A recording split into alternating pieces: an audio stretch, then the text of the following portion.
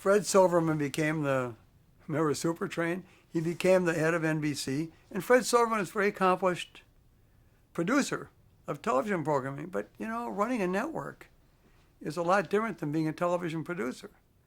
And Fred Silverman got on an airplane with David Adams and came out here to visit my dad, Ralph Dolan, who was the station manager, and myself, to tell us why we should not switch networks. And they offered us two things. They offered us a bunch of baloney. We're going to be number one in less than a year, which we knew was hogwash. ABC without me is going to fail. That was what Fred Silverman told me. And we're going to offer you money. I said, I didn't ask for money. I talked to Don Mercer and said, you look at our record and you do what's fair. And now you're coming to us saying, stick with us and we'll pay you money. Now, on the other hand, what was ABC, Jim Duffy and Bob Fountain saying to us? They were saying in response to my dad's question, how are you going to do without Fred Silverman? So we're going to miss him terribly. He was a really first-rate, highly qualified television executive. And we can't guarantee we're going to be number one, and we're not offering you money.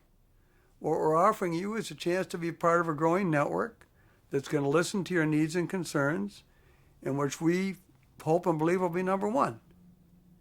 And we're going to build our network based on loyalty. We switched back to NBC, and NBC was offering us money, and they were firing all the good people. They brought in a chairman, Jane, I don't remember what the heck her name was, knew nothing about broadcasting. So we switched. David Adams wrote me a letter. I still have the letter in longhand, very shortly after, and he told us, Stan, you did the right thing in leaving NBC. I wish I could. Isn't that something? And I've got the letter. Well, let's step so back. We switched networks. Well, that's a huge thing, though. It was a huge talk about thing. the impact of that and how hard the decision it was to do that. Well, it was a very hard decision because he'd had so many friends at NBC for so many years. We were the number one NBC affiliate in the country, the first one ever. We were very proud of it. We were very proud of our association with David Sarnoff, who by that time was gone. And Tom Sarnoff I thought the world of. Bob Sarnoff I didn't think was that great an executive. I think he screwed up the network also. And interestingly, and I hate to get personal, but he's dead and gone. I remember once when I was on the affiliates board and Hod Grams from St. Louis was the chairman. He was from KSD. And we went to an affiliates meeting at the Beverly Hilton Hotel. And they gave us a plaque and wanted us to give it to Bob Sarnoff in appreciation as a token of appreciation from the affiliates for the great work he'd done. And we all said, what in the hell is this all about? But some of the senior members of the board said, well, we better do it. So at the luncheon, we made this presentation at Sarnoff, which was given to us by NBC. Isn't that something? To Bob Sarnoff, not Tom.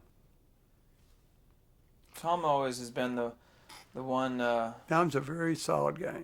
hiding in the back, yeah, but always a gentleman. Gentleman and a very solid guy. Well, Bob Sarnoff was a gentleman too.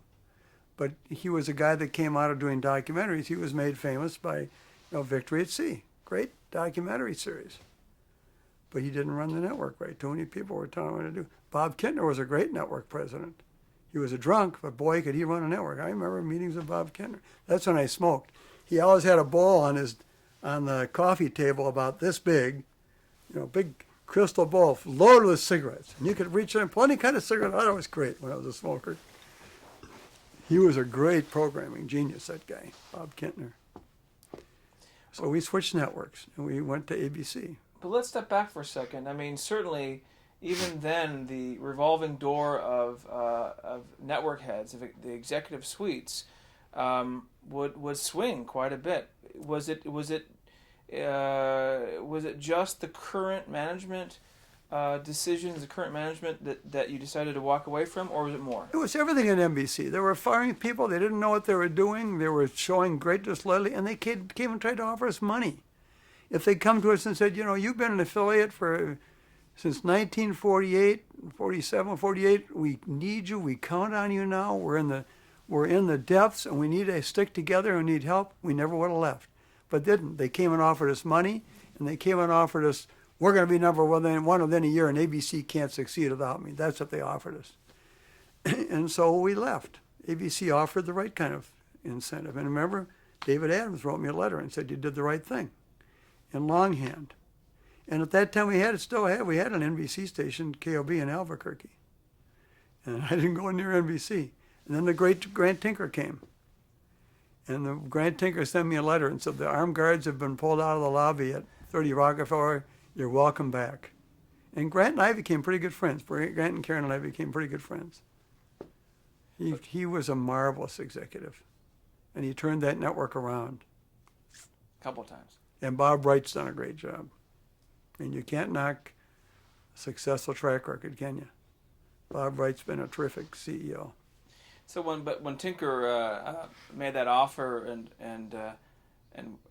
came to you, it was, but you at that point were in with solid with ABC. Oh yeah, he wasn't trying to get us back. No. We were an NBC affiliate in Albuquerque. I'd been going. But he didn't try to bring this station back. No, he didn't try to do that. But I'd gone to every NBC affiliates affiliates meeting since 1956. And I think I missed a couple of NBC ones because I didn't want to get shot. So let's talk about Leonard Goldenson. Describe him as a great man.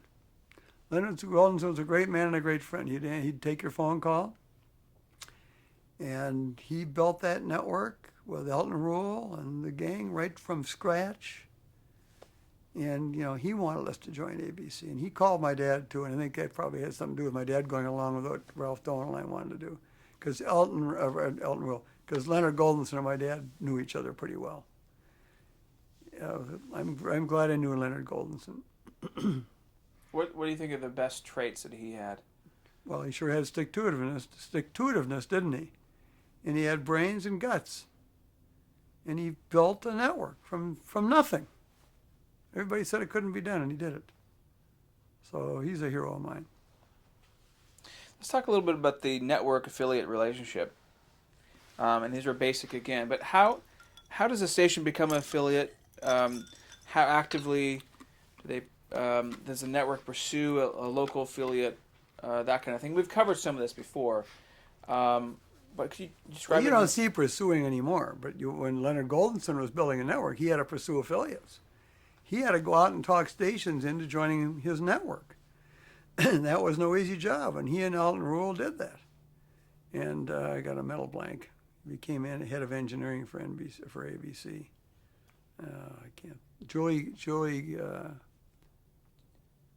Goodman. No. Julie. I can't think of his name. Head of engineering. Connie knows. He was head of station relations at one time. Julie Barnathan. So Julie Barnathan went out, and he was president of the network. And when they went out and they talked stations, not us, they never bothered talking to us, they knew better. We were a solid NBC affiliate. And it was very difficult to do. Today you don't do that. Today the networks all have affiliates. Some networks don't appreciate the importance of affiliates as much as they should. Some networks, one or more networks, think they could drop a station in an important market and go on cable, which was just impossible. And if they ever do it, they'll get killed trying to do it. Affiliates are very, very important. And the network's important to us. It's a partnership. It's a family relationship. It's a marriage. And one needs the other. Describe it in the sense of demographics and ratings, in the sense that if a network is making decisions about certain types of programming that reach certain demographics, obviously you don't have much say in what their decisions are as a single affiliate, but are there?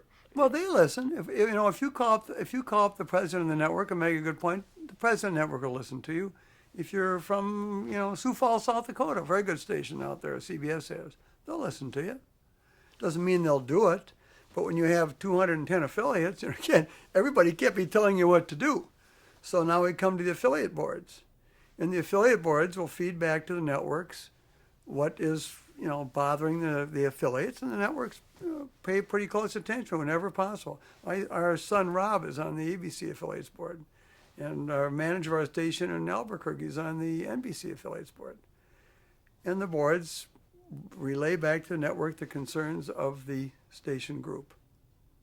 But you can't have 210 stations calling you every day telling you what to do. So you hope that the management of the network is solid enough to Right. You hope that it's solid. You hope that you have a Grant Tinker type there or a Bob Wright type there who's going to really get things going, and that the ownership will let them do their job. Well, if we jump to That today, is key. talk about that. Well, it's key that you have a really strong, knowledgeable person, a Grant Tinker or Bob Wright, and let them do their job. You know, GE let Bob Wright do his job. And I'm not going to talk about any other networks over the period of years who were or were not allowed to do their jobs, but it's important that you have a strong executive, and that executive run the network, and that executive be the boss, and that executive call the shots, and that executive be responsible for the results. And to the extent that you second guess more than maybe just throwing in an opinion once in a while, you hurt the network. Now today, if we jump to today, ABC is having a difficult time right now on the network side, and they're doing everything it seems to bring themselves back. Be nice if they had a Grant Tinker. Only one Grant Tinker. Well, a Grant Tinker, a person who had really had charge of everything, and that was their full-time responsibility, and they were responsible for it going up or going down, and that person were allowed to make all the decisions. That's what I would like to see happen, and I hope it'll come to that. And it looks like they're making some bold moves in that regard. Well, thank goodness they got some good new programs on. Yeah. What are the basic standard terms of a network affiliate contract? Well, you can talk to others who are more qualified. It tells you, they give you, there are all sorts of formulas, a clock hour and this, that, and the other. And you should talk to somebody like my son Rob, who a current person who's currently running a station. I mean, it used to be in the old days, they'd pay you so much an hour if you carry our programs. Well, then it gets more complicated as to what time of day. I can't. That's minutia I cannot comment on because I'm not qualified. I can tell you this. What? How important what? Go ahead. Cable has reached the point now where it's going to make, in my opinion, free over-the-air television more valuable than ever.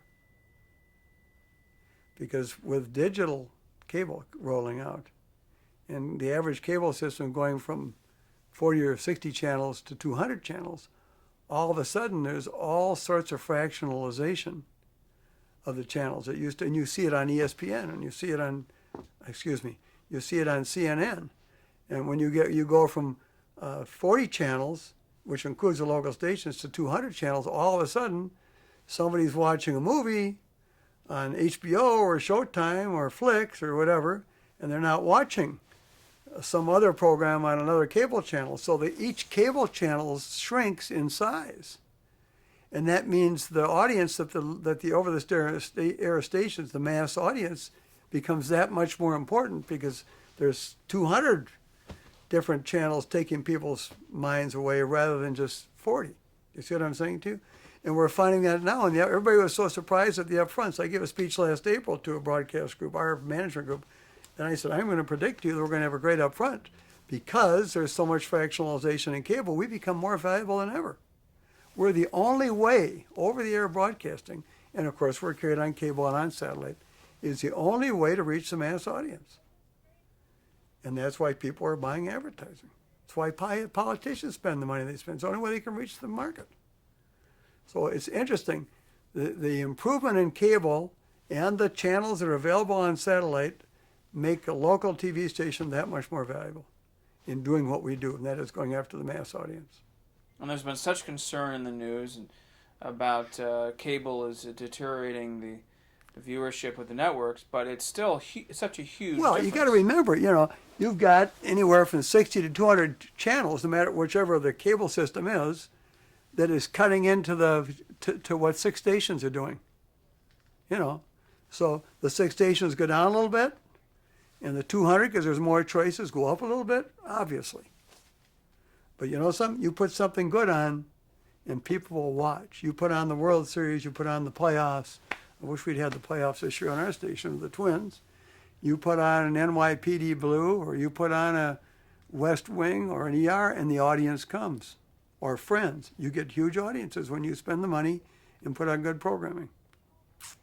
which HBO seems to be doing the best of as far as the paid cable, don't you think? Well, HBO is very smart at getting promotion. You look at the Sopranos, for example. It's got big audiences, and the networks promote the thing on the Today Show and the Good Morning America show. And I've had people tell me they never would have thought to watch the first night, except they were reminded about it.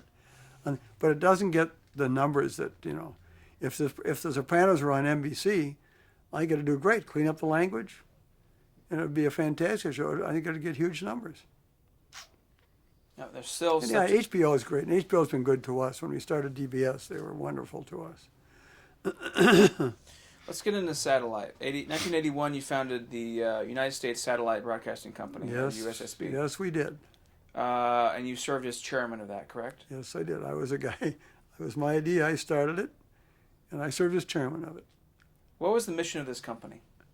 Of the United States Satellite Broadcasting was to build a satellite-delivered program service that would be available to all Americans at low cost and universally, no matter where they live, whether they lived behind a mountain where they couldn't get a local station or lived in a big city.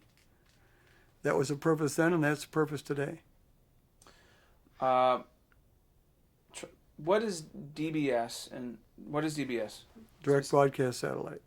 Specifically, how does it work? High-power direct broadcast satellite. Well, there are satellites at 3 major locations: 101 degrees west longitude, 110 degrees west longitude, and 119 degrees west longitude, which, as the term goes in business, can see the entire continental United States. And those satellites are owned either by EchoStar, which is the Dish Network, or by DirecTV, Hughes. And they broadcast from these satellites, which are 22,300 miles in stationary location over the Earth, to small 18-inch dishes anywhere in the United States, from coast to coast. And the picture is unprecedented quality. It's still better quality than digital cable, because they don't cut it up into as many channels. And it's a wonderful service. And everybody said it wouldn't work. Bob Bright said that one of the biggest mistakes he ever made was he didn't invest in direct broadcast satellite company. Made me feel good. He's an honest man. So what were the early challenges of... Money. If we could have gotten it going in 1981, cable never would have gotten to be what it is. Our biggest oppressor of restricting us from raising money in the money markets was cable. Now you have to understand, there are many cable companies, so cable's a great stock for banks in New York, investment bankers, to push those stocks, because there's many companies and you have a lot of action. With DBS, when we started, there only would have been one, or there would have been two. It would have been, what's the name of the company? God, I always forget. The government satellite company, Comsat, tried and we tried. And at that time, there wasn't digital. So if we'd gotten started, there would have been 32 channels from a satellite, which was unheard of in 1981. 32 channels? We couldn't raise the money. Everywhere I'd go, there'd be somebody from TCI there. My friend John C., who started the Stars Networks, would be there saying, "This is a stupid idea." And John Malone would say, "DBS stands for Don't Be Stupid." And he was a competitor of ours. We understand that. And didn't want DBS to be up there. So the biggest single obstacle we had was raising money at the start. You had to buy a satellite. You couldn't start incrementally. What was the second biggest challenge? Programming and technology. There had to be receivers capable of receiving the programming, and there had to be programming available. Well, we made a deal. General Electric, which is NBC, and Rupert Murdoch and Cablevision were going to do a deal in 1991 with Hughes Aerospace, and they were going to launch a system, and they were going to call it Sky Cable. And of course, the economy went bad. Rupert Murdoch almost went bankrupt, and everybody chickened out, and it just left us and Hughes. And we'd raised to that point, we'd raised $20 million in commitments if we could get a satellite. And I sent my son Stanley, our son Stanley, down to visit Hughes, who had been turned down by the General Motors board, weren't allowed to launch a satellite, and they were told, I said, lay the cards on the table and tell them how much money we got. And we struck a deal where together we launched a high-power direct broadcast satellite. And what we did made it possible for Charlie Ergen to do what he did. If it weren't for us, Charlie Ergen, I think he would tell you this, would not have been able to launch a Dish Network, because we proved that it worked. And we had 5 transponders at 101, and Hughes had the other 28. Describe what a No, transponder. 27 they had. A transponder is a transmitter, receiver, transmitter on the satellite that receives the upcoming signal and sends it back down. So we started out, we needed programming. We needed to have a infrastructure for billing and customer service. And our son Rob figured that out, and he made a deal with J.C. Penney Company to handle all of our phone calls and order taking and everything. And our son Stan went to New York. Remember, he ran out of underwear. He had to buy underwear, and he made a deal with HBO and Showtime, which made us really the movie outlet on the direct broadcast satellite system. So we started out, we were movies with a company called United States Satellite Broadcasting, which it just broke my heart. It still does. We sold that to Hughes DirecTV. Before that, though, how long did it take before you, from the year that you found it to the year? Yeah, we founded the company in 1981, went all over the world, talked to everybody. Talked to Rupert Murdoch in England and had a wonderful lunch with him at the London Times, trying to convince people that DBS made sense, and nobody believed us. We couldn't get people to believe that it made sense. Maybe because we're bad salespeople. And you know Dick Robertson? We made a pitch to his company before he went with Warner, and he says, it's the best sales pitch I ever heard. And I said, yeah, but you didn't buy it, did you? Who did he work for before? I can't remember who it was. Forgot. And it was just a hard thing, and it was a voice in the wilderness. Didn't have any money to buy satellites. Tried to figure everything he could to get a satellite. But the concept certainly makes sense. Well, you tell that to people when the concept of television makes sense. Tell that to the people when there is no television. And tell people the concept of DBS makes sense when all the cable companies and the broadcasters are saying it doesn't make sense. When you've got the head of the National Association of Broadcasters, I had to testify against him. Wonderful guy, Vince Wazalewski, testifying. He was saying it's a terrible thing and we shouldn't allow it and it's going to destroy free over-the-air broadcasting and all that sort of thing. Because potentially, right now, cable is about 70% still. Yeah, something like that. Yeah. And potentially, satellite could... DBS is growing. Yeah, and, it's multi-channel programming. But we can all live together. The country's big enough. But it was a very hard sell, and it wasn't until we made the deal with Hughes and got a satellite launched in 1992 that people really believed it. We had to go out, and didn't have enough money to build an uplink center. And we had to tell the suppliers that we'll pay us sometime if you build it for us. And they went along with it. And we paid them. And then you mentioned 1991 that you entered an agreement with DirecTV. With Hughes. Right. Describe. Well, we had a deal where we would be partners on DBS-1, the first DBS satellite. They would own, I think it was, there were 32 transponders. No, there were 16 transponders on the first one. We'd own 5, and they'd own 11 on the first satellite. And we would launch it together, and we would jointly own it. And we would start our service, and they would start their service, and we'd try and cooperate wherever possible for the benefit of each to build the service. And that's how it went along. And people bought dishes, and they watched DBS. And they certainly, the size of the dish is changed. Very small. We knew it had to be small, 18 inches. So that was that one of the challenges? Is the home unit was so huge at first? Well, and Hughes developed a system where they put more power where power is needed. For example, in Florida where there's a lot of rain, less power in Arizona where there isn't rain, so there'd be an 18-inch dish would work anywhere in the country. And then, of course, RCA Thompson, RCA built the receivers. And so we had a way for people to buy receivers and to get sets, and there was programming. You got a dish? Not yet. You should have one. I'm actually very, very close to it. Buy DirecTV. It's the best service. Yeah, I've been doing my research. You mentioned... I mean, everybody I talk to has both, says it's the best service. It's the time, I think. And then you mentioned about when, in 1991, I believe you sold 51% of the stake in USSB, right? Oh, no, we didn't. We sold that. It wasn't 91. It must have been about 90. No, I'm sorry, 99. We sold our stake in that business. Correct. What kind of to DirecTV. What kind of deal was that? I mean, what was the decisions about selling that? Well, we knew that competing with DirecTV on in the same box, and then with Dish coming along, it was getting confusing in the customers' minds as to who they should buy, what they should buy, or where they should buy it. And we thought, well, let's grow with them instead of trying to grow alone. And we sold to them. Tough decision.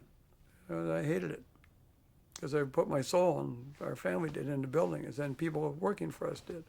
Yeah, I hated it. Yeah. 1992, your father passed away. Yes, he did, December. How did that affect the company, if you can put it in words?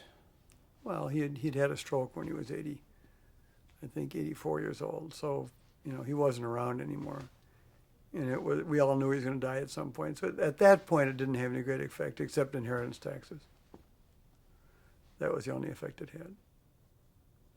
In fact, I think that you've been certainly you've been receiving awards, and you've received a couple awards for you as well as for him. Right. Yeah, that's been fun.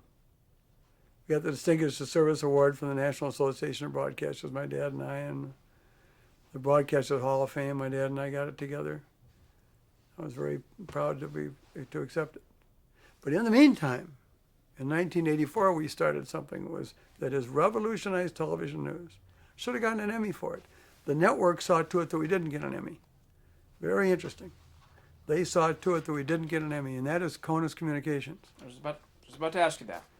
And I had an idea back in 1984. I learned a lot about satellites because I was trying to get DBS going, and I'd figured out that these small dishes of KU band satellites, we could really do something with that by tying TV stations together.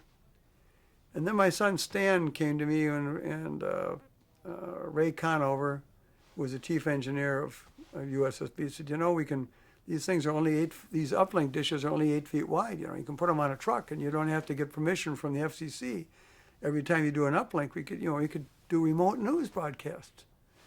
And I'd talked to broadcasters, and none of them seemed to grasp the idea.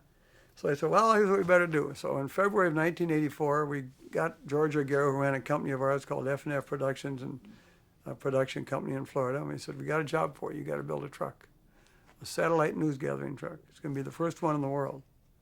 And it's got to be ready for April for the National Association of Broadcasters. So we built the truck, and we got it ready, and it was model GT/AC. And for years, I never told anybody what that meant. It meant garbage truck, air conditioned, because he converted a garbage truck. And we took it to NAB, and we demonstrated how it would work. And I remember Joey Barnathan, the ABC engineers were looking at it. This is great. It's fantastic. And he came through and said it won't work. In NBC, Harold Crump, who was the first ENG guy and who still works with us, at that time was running the hobby stations in Texas, and NBC affiliate there. And he was the chairman of the NBC affiliate satellite board. And the network said, it won't work. Don't even bother with it. And CBS said it won't work. So we showed this thing, and Saul Paul, who was the publisher of, I can't remember the name of the magazine. It wasn't Broadcasting. It was another one. It was a second. There were two magazines, Broadcasting and Saul Paul's publication. Electronic Media? No. I can't remember the name of it. Good stuff.